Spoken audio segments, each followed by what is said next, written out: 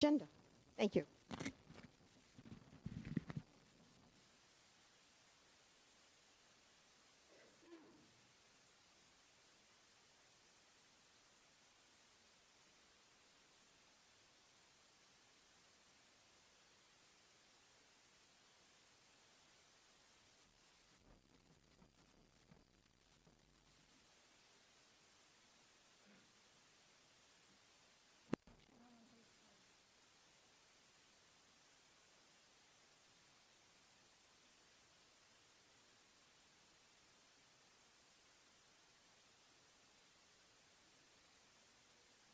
Of speakers today, and just to remind everyone, you have 3 minutes.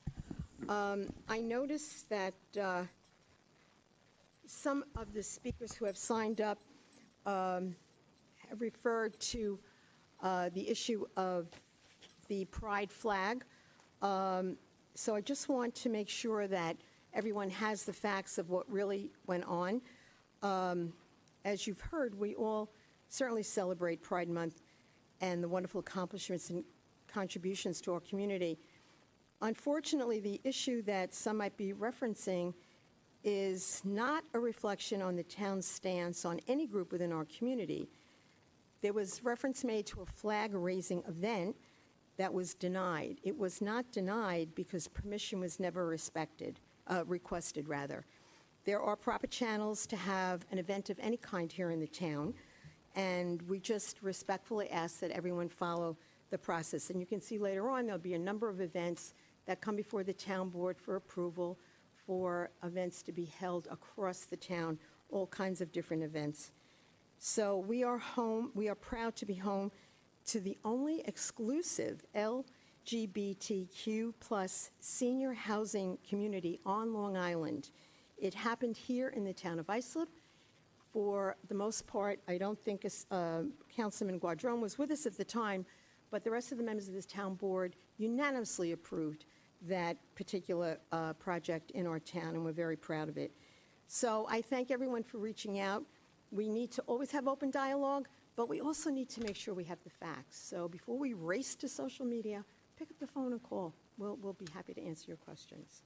So having said that, we will go to the speakers again, 3 minutes, and our first speaker is Alberto Melgar.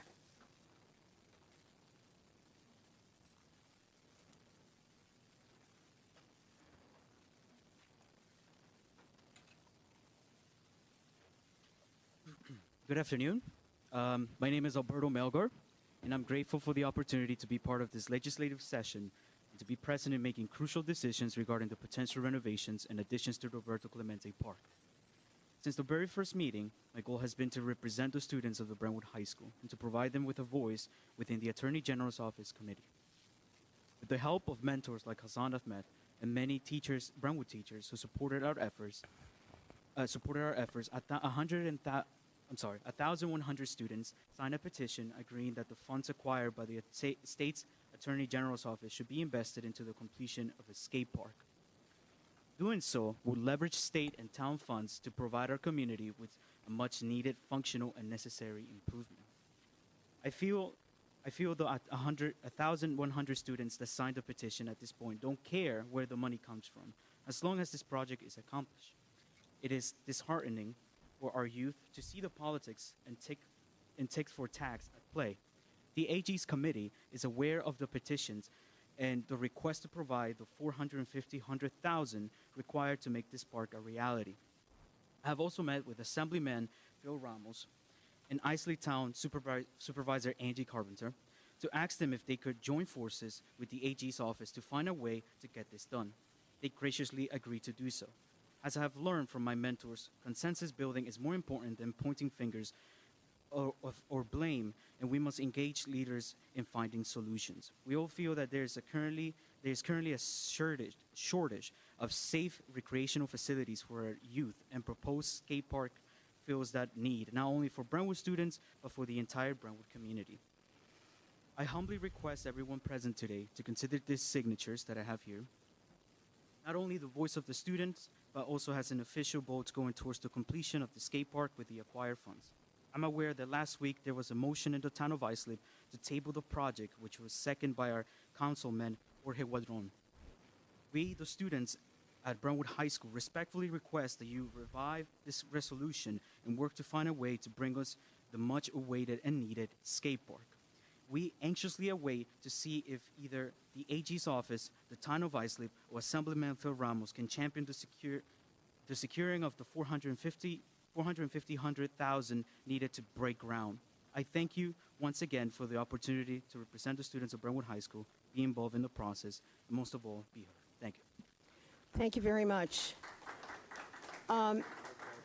Alberto,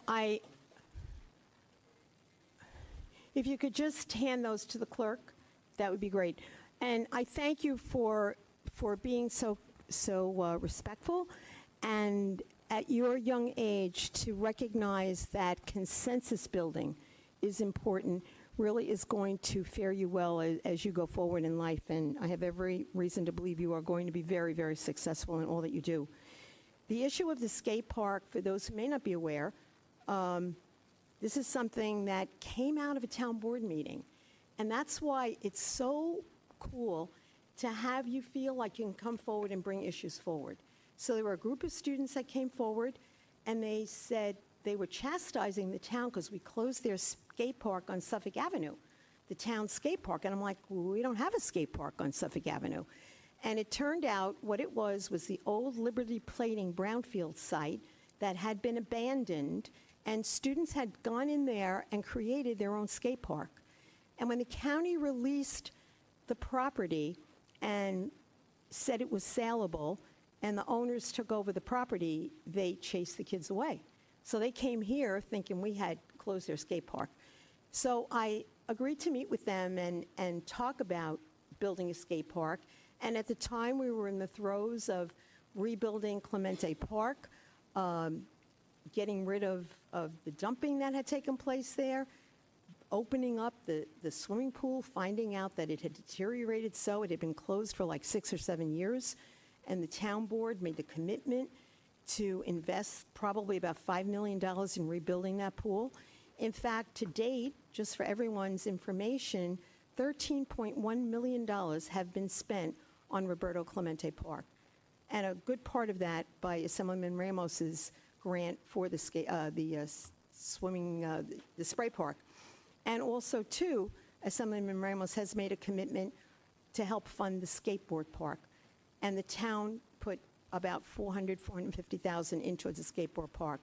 So we went through the process. Despite the fact that we had COVID for 2 years, we tried to move it along. We engaged a consultant to do the bid because building a skate park isn't like paving a road that you do all the time. It's a little unique. So we engaged a consultant to prepare the necessary bid documents so that we could go out to bid. And that process, because of municipal rules, takes time. And we did go out to bid, and we found a competent, successful bidder, the low bidder.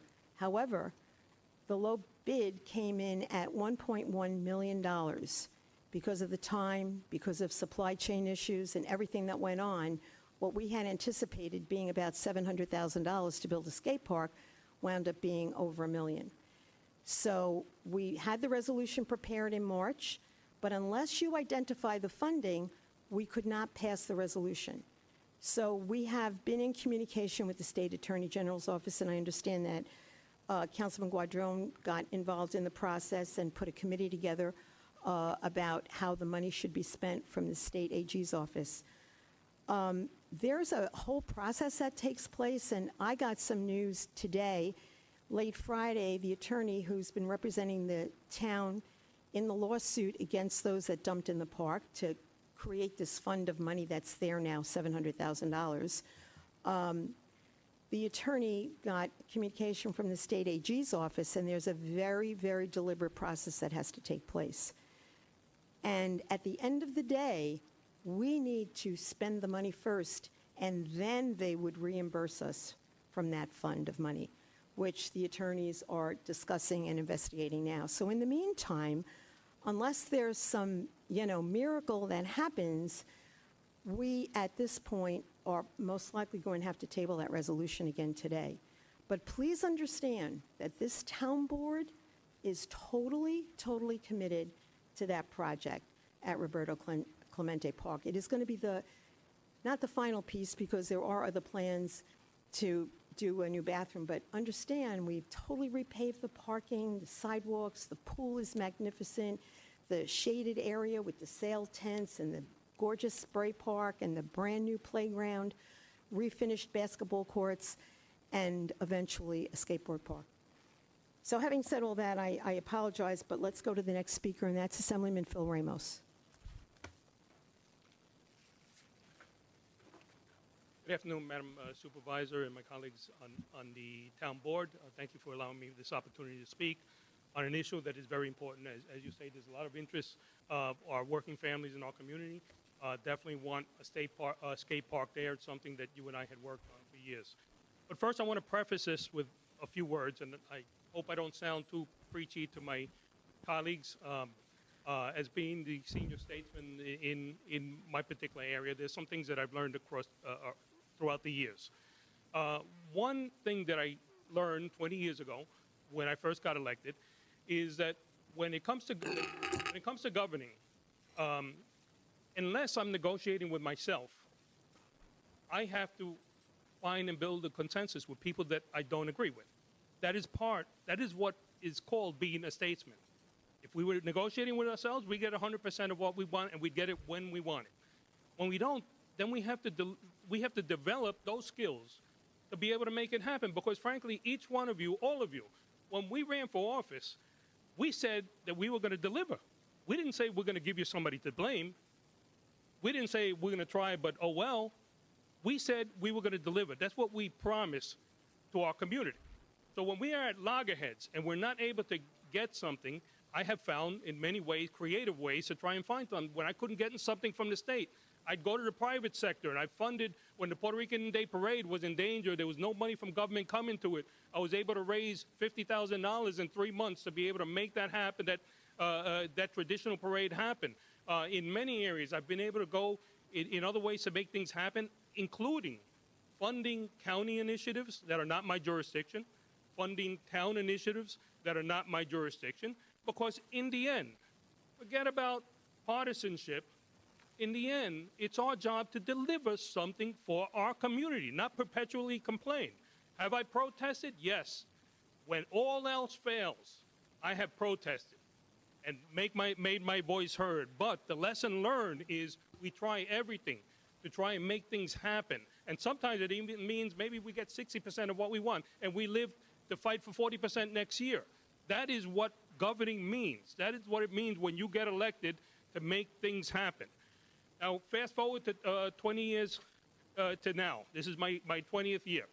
We're confronted with this issue, and back when Clemente was polluted, I was the first elected official to advise the town about what I observed. Investigation was started. Things happened. People were brought to accountability. The contractors were brought to accountability. Money was secured over it. And now the AG's office has a pot of money, which seemed to me in this instance the easiest way to go. Because all we have to do is just get the votes of a community that already wants a skate park, and then the AG's office will provide that $450,000 shortfall that we have and make it happen. That is the way to go.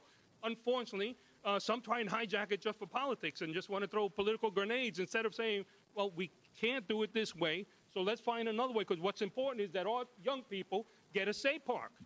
It's not just important that we throw grenades at each other politically. In the end, is there a Republican way to build a skate park? Is there a Democratic way to fix Clemente Park? There is none. We just, as elected officials, we have to put our heads together and find a way to make it happen. And as this young man came to me, Alberto came to you a week ago. He just mentioned that he had met with you. I know I saw him at the meetings, and I was totally impressed by our meeting with this young man a couple weeks ago, and his testimony here today just reaffirms that this young man actually has a lot of more maturity than some of us as elected officials in the way he expressed himself and the way he talked about building a consensus to make things happen. So in the end, I know that, he spoke to me. I was so moved by our meeting that we had that, I went trying to find ways, again, creative ways to make this happen, regardless of politics, not just finding somebody to blame. And I know that I saw on the video where this resolution was tabled and seconded by Mr. Guadron. So I'm respectfully asking, and I just heard you mention that it's going to come up again today. So I'm respectfully asking that you revive it. Mr. Guadron, have you been able, at the meeting with the AG's office, you talked about how the town should pay for this, but I asked you, are you able to provide the votes for it? Have you been able to provide the votes to fund this $450,000 shortfall? The question, Mr. Guadron? Have you been able to provide the votes? Please continue. You're refusing to answer me? Please continue, sir. You know, we have a councilman due to the legal action that I took part in. There was lack of representation in our town hall, and a couple of years ago I got involved with some attorneys, and we did a lawsuit against the town. I mean, I've been at odds with the town for many years, but when we can work together, we work together.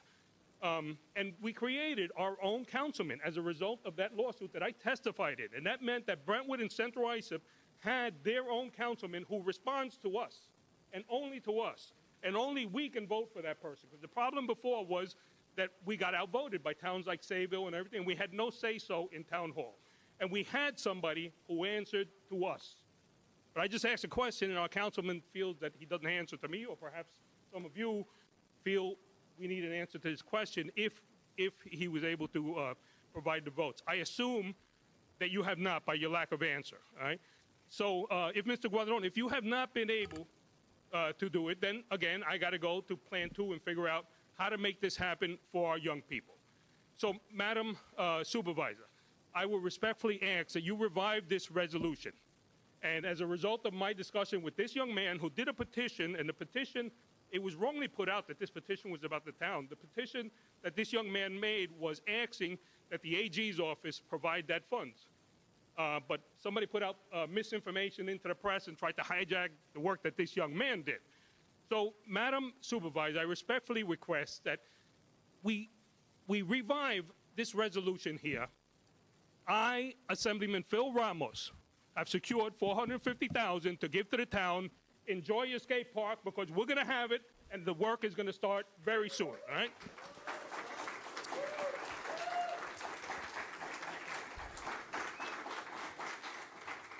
Well, that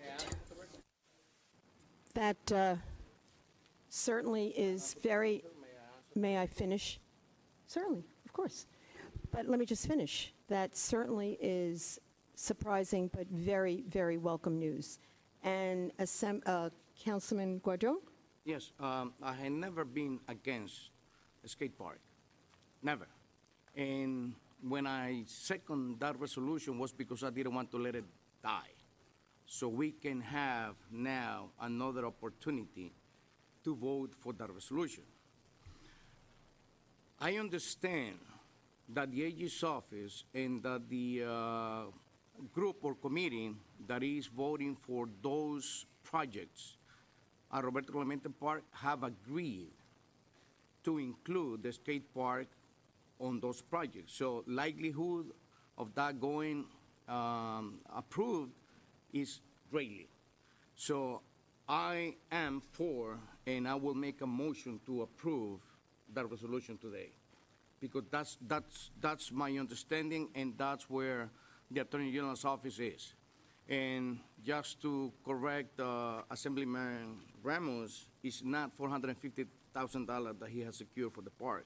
It's $250,000, which I thank you. Which I thank you, sir, because without that money, there would be no skate park. And we want that skate park for our youth. Nobody more than you and I wants that. You know, the youth wants that. So All right, thank you, Councilman. But I do believe what I heard, there's a $450,000 delta between what we had secured, because we had $250,000 that Assemblyman Ramos had already secured, plus the money that the town was able to put together. But when the bids came in $1.1 million, it left us with that 400 plus difference. So the thing with the AG's office, and I just have to take exception to you saying that this committee is likely to vote to approve it. To be honest with you, that really is meaningless because there's no committee unless it's established by the town board. There's no vote to be taken because let's remember, I made reference to the fact before that $13.1 million was spent at Roberto Clemente Park, and that money was spent and approved by all the taxpayers in the town of Islip. Not a committee, not the residents of Brentwood, but all the residents of the town of Islip. So I think at this point, I would like to make a motion to take Resolution 15 out of order and gratefully accept the commitment that the Assemblyman has made today for that gap of $450,000 so that we can finally move forward with the authorization that this calls for the supervisor to sign the contracts because the contractor has been held in abeyance. We begged him to wait while we tried to secure the funding. They're coming from California. These are very specialized people that do this. So to everyone that helped get us here today, especially to Assemblyman Ramos, Alberto, all of you who did this in the right way, we just can't thank you enough. And I know I speak for Councilman Guadrone. We all wanted to see the final piece for the park happen. So Second. I've made the motion. Do I have a second? Second. Motion and a second by Councilman Cochran. All those in favor? Aye. Opposed? It is approved unanimously, gratefully. Thank you.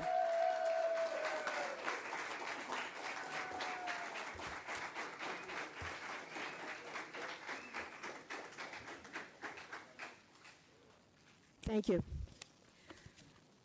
Okay, next speaker, Jim Schlau. Thank you, gentlemen. Happy Flag Day. And thanks for making it special.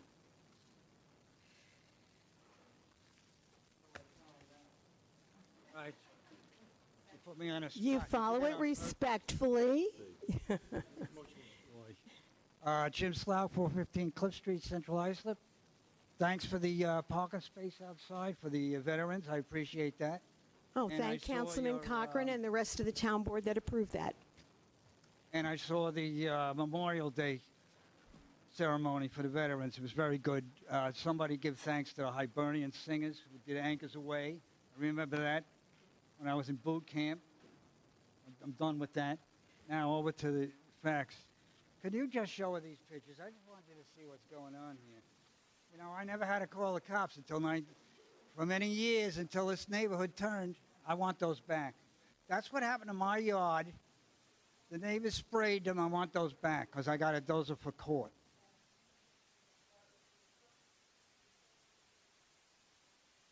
Yeah. I can't. Then give them back. You can take these. These are,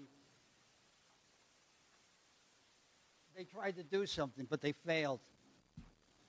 Clayton Street, they put up no parking signs. They totally ignored it. And I went to 2nd Avenue, and there's 2 pictures there. I saw a guy in a wheelchair, an elderly guy. I'm an elderly guy. Trying to make his way through the road. He's disabled. You know, I don't know. You got to make these streets one-way streets or something. They're so packed with cars. Now, at the last meeting, as a rebuttal, you said you can't wave a magic wand. You could help the police by doing something about these overcrowded houses. You know, I'm not going to live long enough to see it straightened out anyway because it's beyond your control, and you know it. I wish that instead of all of these things you go to, the whole board would get in your cars and drive around here on a weekend, Central Islip, especially over there by 111 where Luco used to be. I was talking to myself in my Jeep when I was driving through there saying, I can't believe how far this place sank. But also say we're trying to help other people. You put too many people in a lifeboat and the lifeboat sinks. And CI and Brentwood are sinking. I don't care what you say. Remember, I'm in my house, I'm quiet, I'm reading the Wall Street Journal, and I'm listening to these loud music all the time. I'm not in my backyard blasting a stereo that you can hear a mile away. Keep that in mind. I'm the victim, not them. The police sometimes make them out to be the victim, and so do you. And the police also tell me that it's getting worse all the time around here and you should really leave. That's all I got to say right now. Thank you.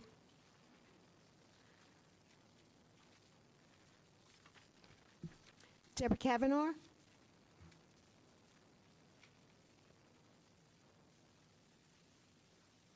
Good afternoon. Deb Kavanaugh, 21 Walnut Street, Central Islip, New York, president of the Central Islip Coalition of Good Neighbors.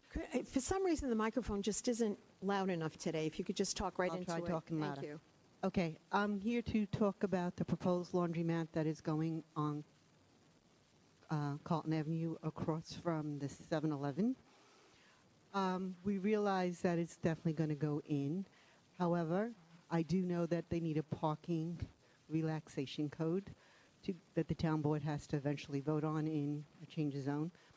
And what we're asking is that you attach to the relaxation code for the parking a time limit in which the laundromat can be open. Reason why is in Central Islip, any laundromat that is located within the vicinity of a bodega, a 7-Eleven, or any place that sells alcohol attracts trouble. Just last Monday on Suffolk Avenue, the laundromat that has the police camera pointing directly at it had a stabbing in Central Islip. So what we're trying to avoid as a community is, one, not to bring that type of clientele onto Carlton Avenue, which the laundromats tend to attract. This laundromat is not just a laundromat, it's a laundromat with 2 additional storefronts, and it's 3 floors high, which the community, as the DRI, requested that nothing go more than 2 levels high. But this one is 3, and it's going to require supposedly 65 parking spaces, which I don't see happening in that area. And what we're concerned about is that because the laundromat wants to be open, and on whatever the other 2 businesses come in want to be open to later hours in the evening, that there will be no place to park for the people who are renting the apartments. And we're going to have parking issues on Clayton Street, Ackerman, and Cliff Street, the streets that adjourn to either side of this laundromat. So as a community representative, we're just asking that if you do decide to give them the parking relaxation, which I'm sure you will, that you attach a time limit in which all the businesses can be open too, so that residents, when they come back in to park in the back parking lot so they can get into the apartments, actually have some place to park. And the one issue, I know when we did the DRI, that is a major issue in Central Islip. There is no parking on Carlton Avenue in Central Islip. That has been an issue from day one, and it was an issue when we discussed the DRI, which is why the community wanted nothing more than 2 levels high. Thank you very much. Thank you, Debbie. JR, to the issue of restricting the hours that the laundromat can operate, I know this is something that I've discussed with you a number of times, and it's my understanding that we would have to change town code, or that we're not permitted to do that, regulate hours. State law, it's regulated by the county. If there's an application before us, if we could tie it into the zoning, minimize some impacts based on the zoning, we could do that by covenant. Okay, then we'll remember that when it comes before us. A covenant that the applicant can agree to or not agree to, but if they choose to agree to it, that's their privilege. Yep. And ultimately, may want to do that in exchange for getting their application approved. That's correct. Thank you. Next speaker, Vincent Deckerick or DeCaris.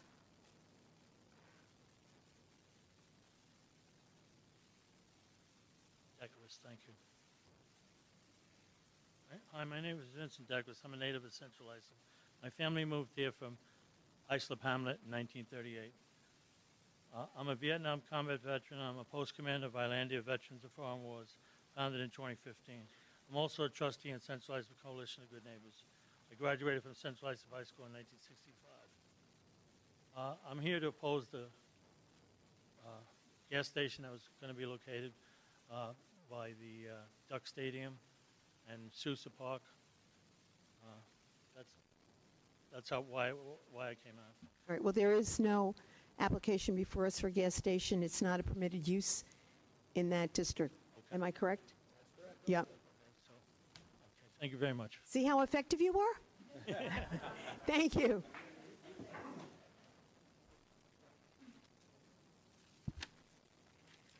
Pat Montanino?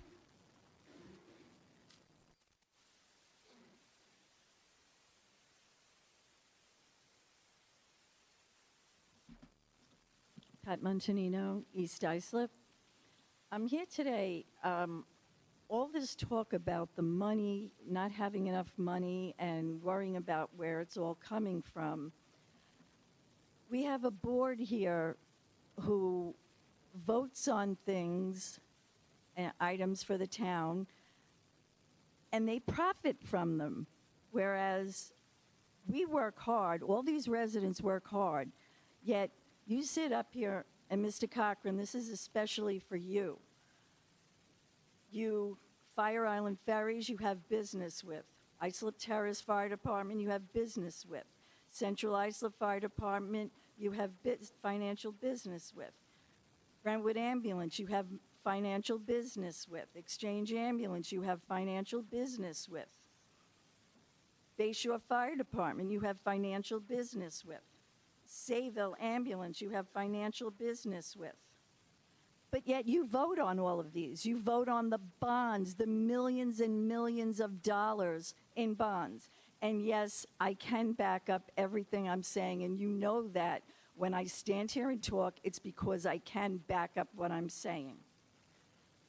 You insure the fire department vehicles that they work there. You do. They sent the paperwork. Fire Island Ferries, you just voted on them. But you have financial business, and you're the one that made the statement that you have the financial business.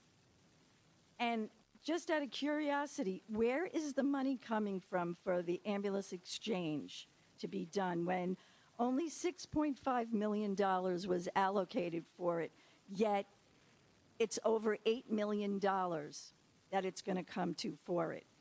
And as far as the animal shelter, that was only a $4.1 million bond, yet the animal hospital cost over $9 million. So the residents need to know where's all this money going and coming from, and that's all I have to say. Thank you. And just for the record, no, and I'm not answering your question. This is called fact-checking. And if you look at the record, if you're going to keep shouting, you could leave. Just to straighten the record out, Councilman Cochran, on a regular basis, will recuse himself if there's any conflict or perceived conflict on any votes that come before him, as do the other members of the town board. Next speaker, John Tafe.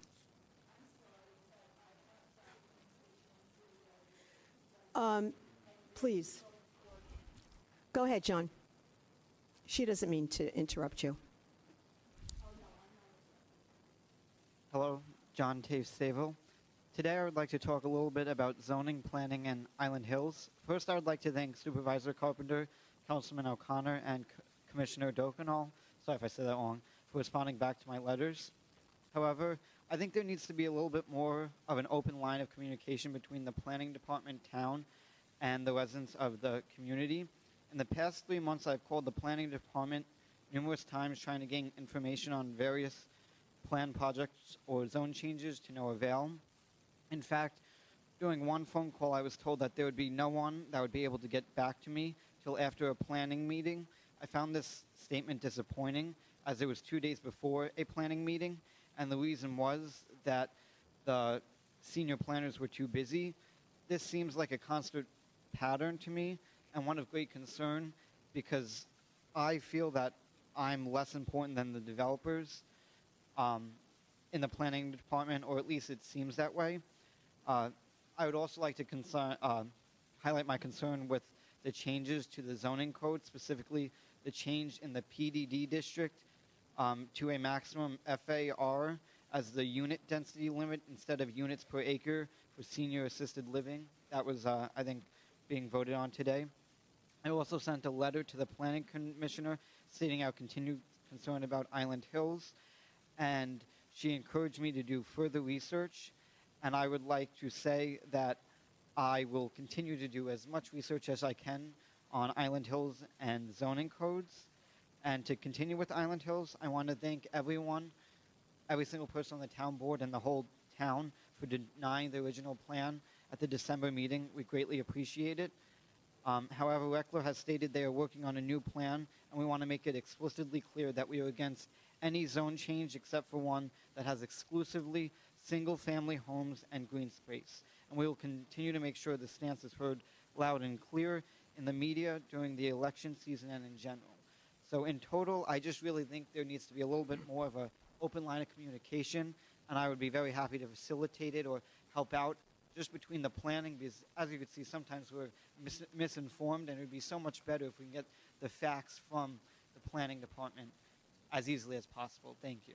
Thank you, John. Can I just say one thing? So, John, on today's agenda, item number 41 is an authorization for the town clerk to set a public hearing for proposed changes of zone that will come before this board at a future public hearing. So watch the town board calendar. When that public hearing is held, we have them routinely.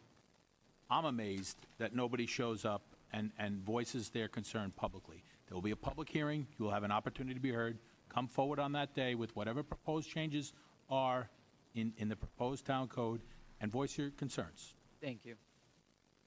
Thank you, John. We appreciate your interest in being informed.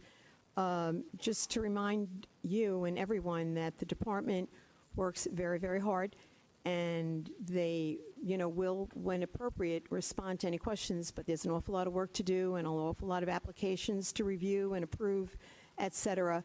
But as the councilman said, the public hearings are your opportunity to really learn and find out what's going on. The developers make their presentations, they bring their traffic experts, et cetera, and then the public has an opportunity to come forward and raise any issues that they have. Then the developer comes back and has to answer those questions. So it really is a very open, transparent, wonderful opportunity for someone who's as interested in you and learning. Thank you. Next speaker, Joshua Chan. Hello, Ms. Carpenter. Hello, board. I just wanted to come out here to say who we are.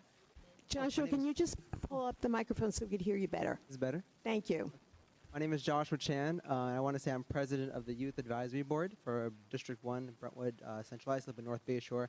We're an independent organization of the councilman and everything. I'm so glad to meet you. My name is Joshua. And the other two people that are going to speak after me, they're not here. They had to leave, and they feel more comfortable with me speaking on their behalf. So don't worry about the next two people. Okay. Yeah. So I want to say I'm coming here just to, the board was formed in general by Ahmad Perez, separate of the councilman. I want to state that. And we were formed to help bridge the gap between our Latino family that is hard for them to get civically engaged. And it's not anyone's fault. That's, they're different. They're scared to speak up, and that's on them, right? So we're here to help bridge that gap. The youth are the ones that go to the school. They might be the first ones born here, the only ones that speak English. So we want to be the ones that help them and their parents understand things by going to the youth. And that's why we were formed in general. I've been wanting for years to have a board that is able to get Brentwood civically engaged, and that's why we were created, so we can get to the students and say, hey, you know what, we understand that you might be the first one born here, and we want to make sure your parents know this information as well. So if you go to them and get to them, you'll be able to bring this information back home. That's why we're here, and we want to foster a dialogue between what we do here in our advisory board and what happens at the town level. So we do have a letter to have request a meeting, if you would like to take it. We have one for every council person here. Sure. I can give it to you at the end, but I have a little more to say. I want to say, I think I don't want to apologize for anything, but I do want to say I do want to, going forward, to continue our dialogue between all of us. I think at the end of the day, we all want to talk about unity, and we will focus on unity. But at the end of the day, we are going to be the ones that help motivate the youth. You see the youth going out there for BLM, Pride Month, everything, all these social movements. We're the next generation. Gen Z will change the world. We're the ones that tackling depression, anxiety, and climate change. That's who we are. So, we want nothing stopping us, and we want to foster that dialogue and have you join that with us. Everyone here, of course. Perhaps one of the plans we're having is having a youth board at every single council district, so everyone knows here what their own youth want. And for us, one thing that we're focusing on was the park. Glad to see it's finally finished. Thank you for everyone who helped get that done. And we're glad to see that park get done. And I just want to say thank you so much for allowing me to speak and having now moving forward, we can have an open dialogue with everyone here. So that Brentwood, CI, Sayville, every part of the town has their youth in part of the process, just like this young man who spoke before. Thank you so much. Thank you, Joshua. And I'd encourage you to reach out to our youth board. We have a youth advisory board, and they're always looking for youth members, and it would be a wonderful opportunity, and you would network with the head of the Youth Bureau and the other adults that are working on youth issues, so it's a really good opportunity, and I certainly can empathize with how you feel because I, too, am a first-generation American. Next speaker, Jason, is he not wanting to speak? Okay. And Destiny also? Okay. Ken Kolodickny?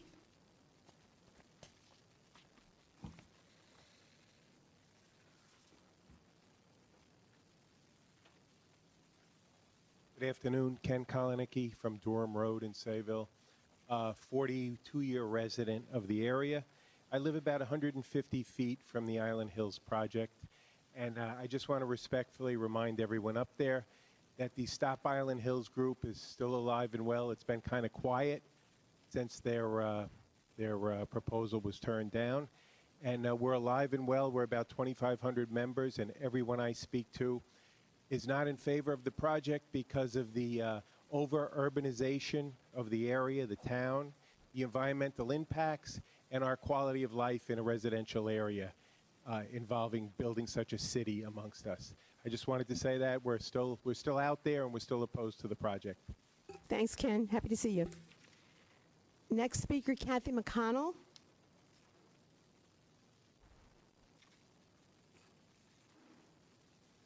Hi, I'm Kathy McConnell. I live on Secatog Lane in West Islip, and I want to thank the supervisor and the board for allowing me to speak. I did come here to talk about the apparently administrative problem that occurred because with the Pride Flag event.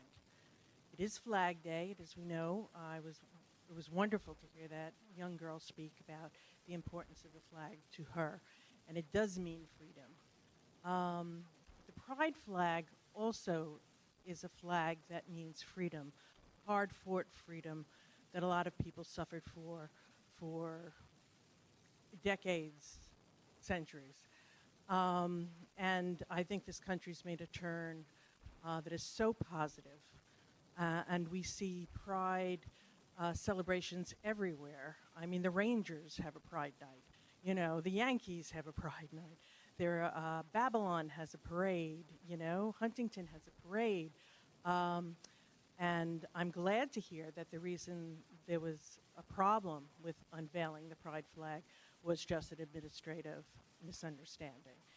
And these things do happen. But I just want to say that the acceptance of this flag is really an acceptance. It's a flag of love and acceptance, and denying the ability to show this flag comes from a place of fear and hate and bigotry. And I would have been very sad to think that the town I lived in was a town that embraced those very negative values.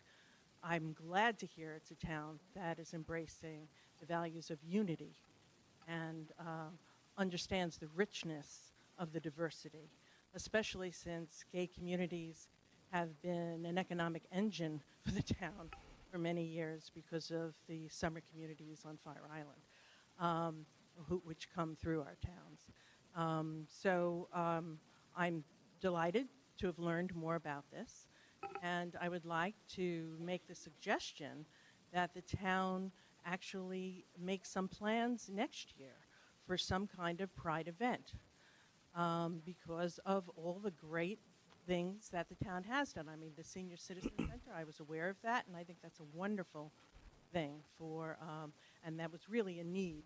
So I'm very happy that the town was instrumental in getting that done.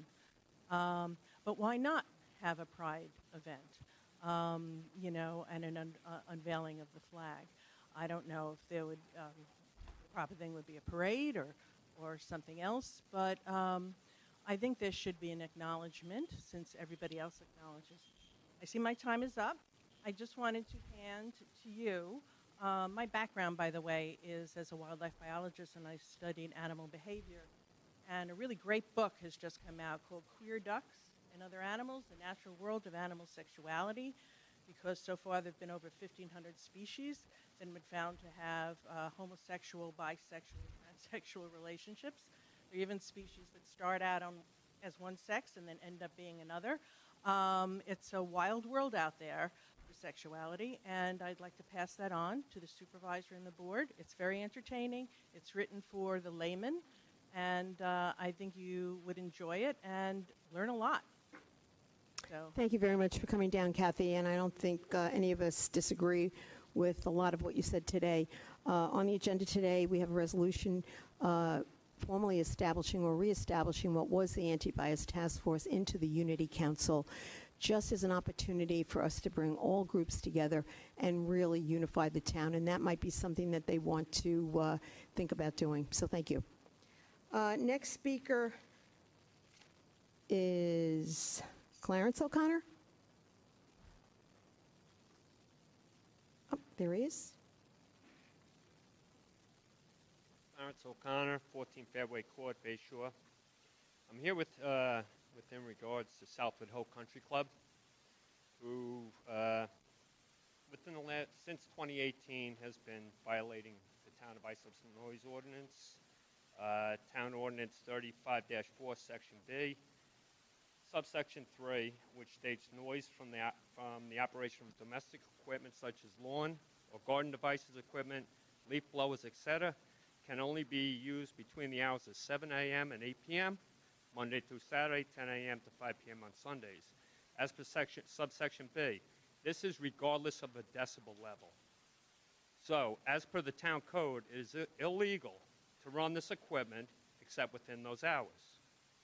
Since July of 2018, I've been putting in noise complaints to the Town of Islip Public Safety, and I have the police complaints to back it up. I got probably 25, 30 of them here. To back it up, regarding Southwood Hill Country Club, running mowers and blowers starting at 5 a.m. in the morning, at least 3 days a week, usually Monday, Wednesday, and Fridays, several times on Saturdays. In the fall, this usually goes to 6, 7 days a week so they can blow the leaves off the course. Every time I have called the public safety, I was told I must call Suffolk County Police, even though this is a town ordinance. As per the town dispatches, Suffolk County Police are supposed to enforce the code. I have come to find out that Suffolk County Police do not write tickets on this code, and there is obviously nothing they can do, as it is a town code and not a Suffolk County code.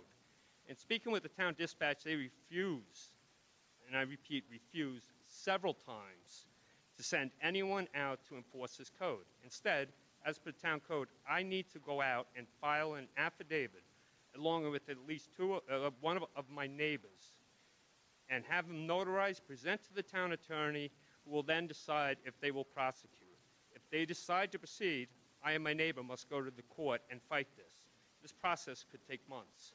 So essentially, what the town has done is made the citizens responsible for enforcing the town code. If this is the case, we do not need town code enforcement, Town of Islip Public Safety, or park rangers. Why do we pay these employees if they will not enforce the code? Apparently, all they are glorified media maids to line the pockets of the Town of Islip. Parking violations do not affect the quality of life of the residents. Issues like this do. The job of the town and elected officials is to preserve the quality of life of the residents.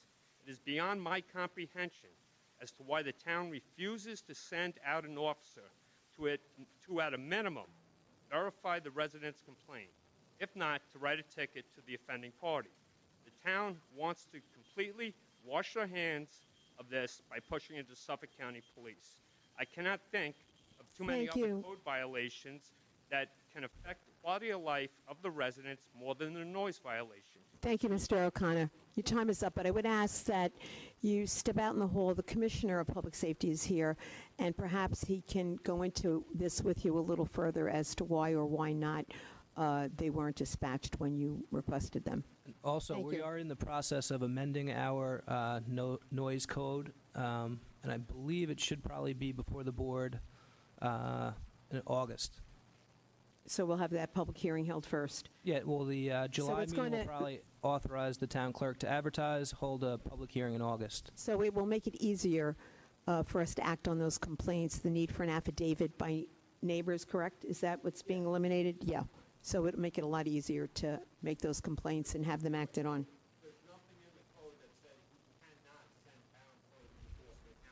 I didn't say it was. Okay.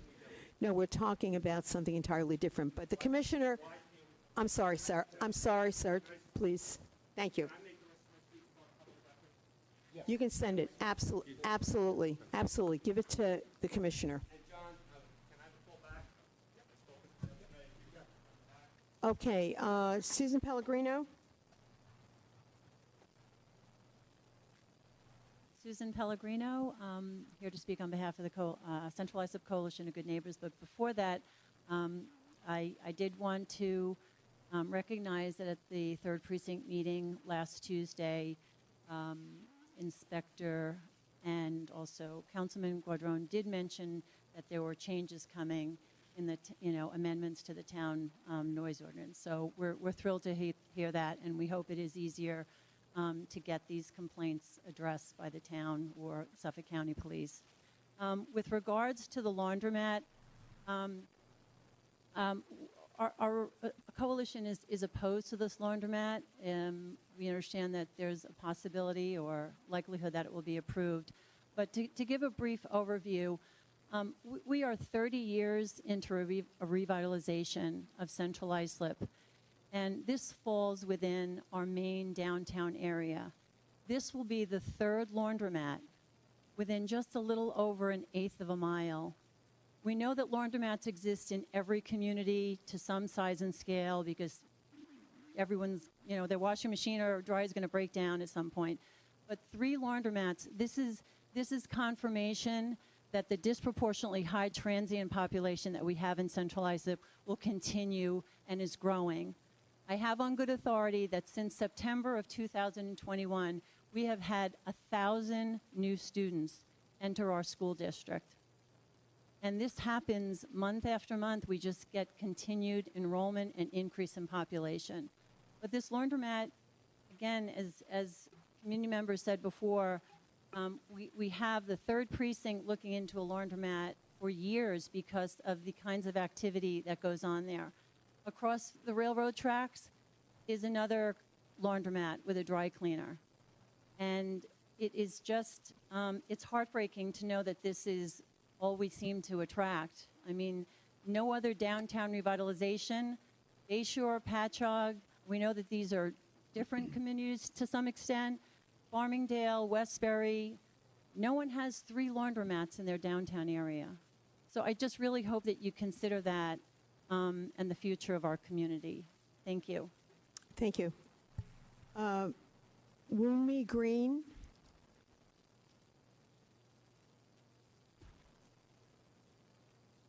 No. Good afternoon. Hear me. How are you? Good. How are you? Good. Good afternoon, all, and thank you for having us here today. I am Wumi Green. I am a resident of Central Islip for the past 30-something years now. Don't try to guess my age. You're just a kid. So I am here to speak on the proposed laundromat as well. Central Islip has been through so many issues, and laundromat is one of them. As we all know, laundromats brings negative elements to the community, especially in that area. That corner has been a problem for us for many years. Thank God for the 3rd Precinct that helped us along in the last 10, 15 years or so, because it's right across from 7-Eleven, which also attract drug dealing and prostitutions. So with the police department and the community watch that we formed, we were able to at least clear so we can have a peace of mind and be able to go to sleep at night because of the drug dealing and the prostitution that goes on right across the street from that area of that laundromat. So I was very sad to know that this laundromat will be there. I know there's nothing we can do about it now. I do appreciate you considering the parking relaxation code, but please, the hours of operation is very, very important to us. I live down the street from there, and I've lived there. I raised my children there. Yes, we did well, but that's not because it just happened by magic. That's because of so much work of parents put in, and not even letting your children go out there on the street to play or even go to the 7-Eleven. So it's really bad there. We live there, and we know what goes on there on a regular basis. So it is so important to us that we don't come back to where we were years ago and start all over again with the drug dealing and the prostitution. This is what happens. The other laundromat she was speaking about, she's very right. There's a camera there daily being watched by the police department every day because of all the drug dealing and the prostitution and the crimes that goes on. This is another one, and we just praying that, do we have to move now? You know, the entire block, you know, this is a community watch that we formed, and we did so well. Do we need to move? But this is not going to happen again. So please consider something to be done. The hours of operation is so important. We appreciate you. We thank you. We thank you for your service. Thank you. Thank you. Next speaker, Leanne Bards.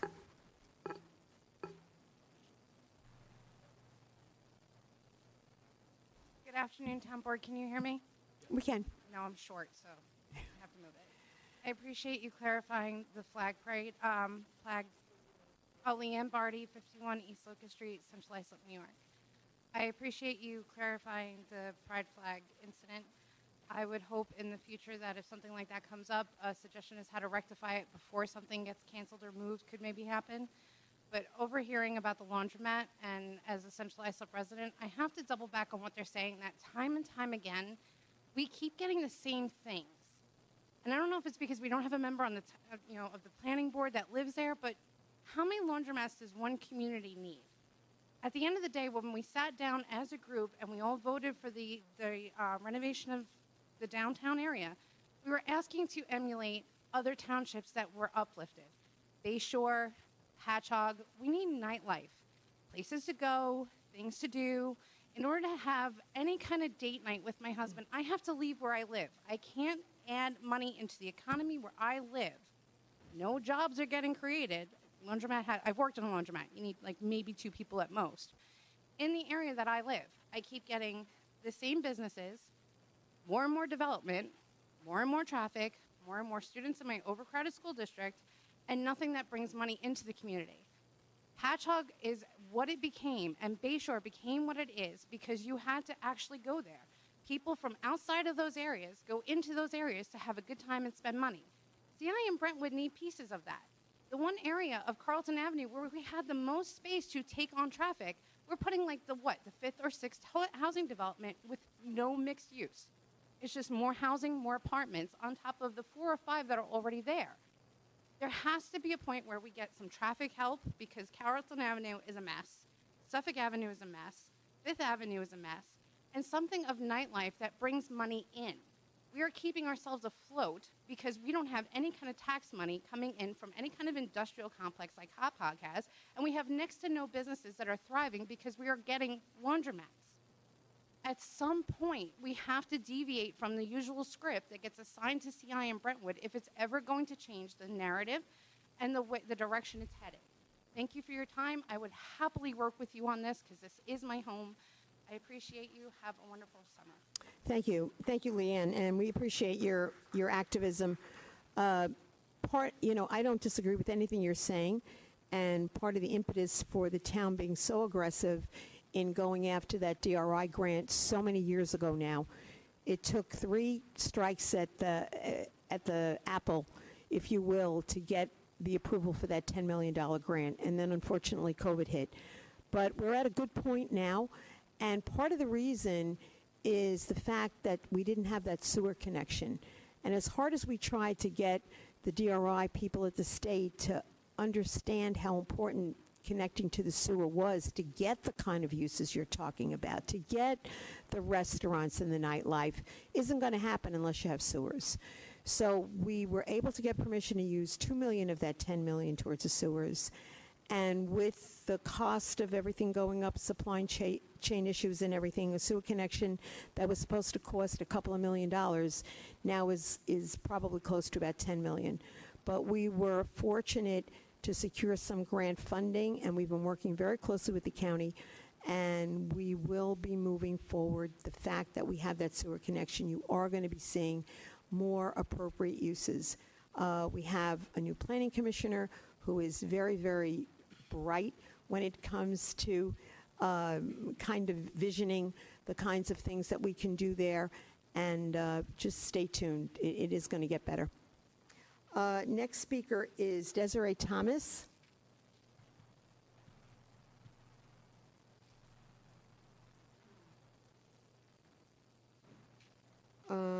No Desiree. Okay. Steve Rombach?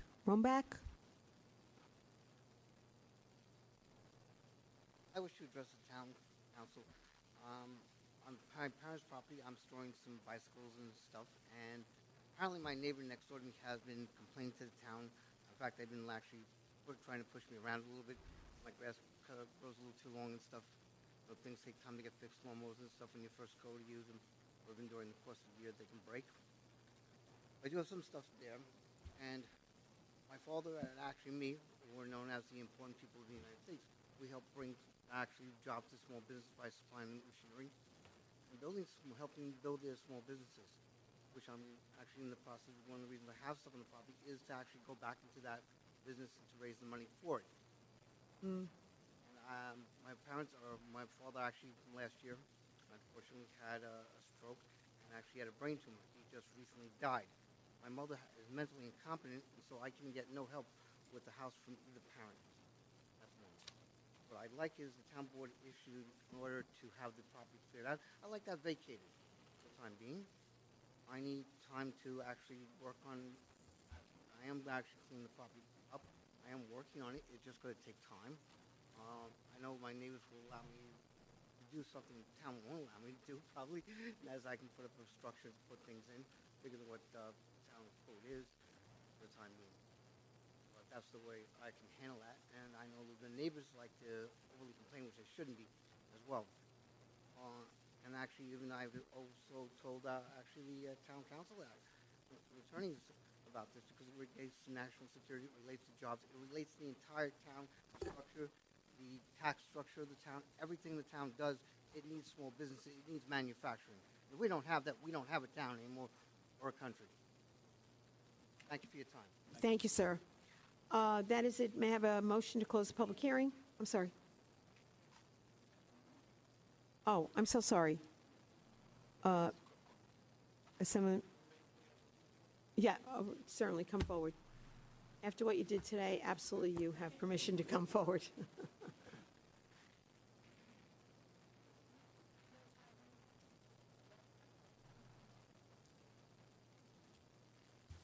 Sorry to hold up the end of your meeting, but I felt compelled to come back, Madam Speaker. When I spoke before, you guys had mentioned that there was a $450,000 shortfall in the park, and I told you that I had secured that money based on the good work of that young man that was here. And I was called a liar by Mr. Guadron. He said that that was not the truth. I submit to you, for the record, Madam Supervisor, a letter from the Speaker of the House acknowledging that the money, $450,000 that I secured, is destined for the town of Islip for the skate park.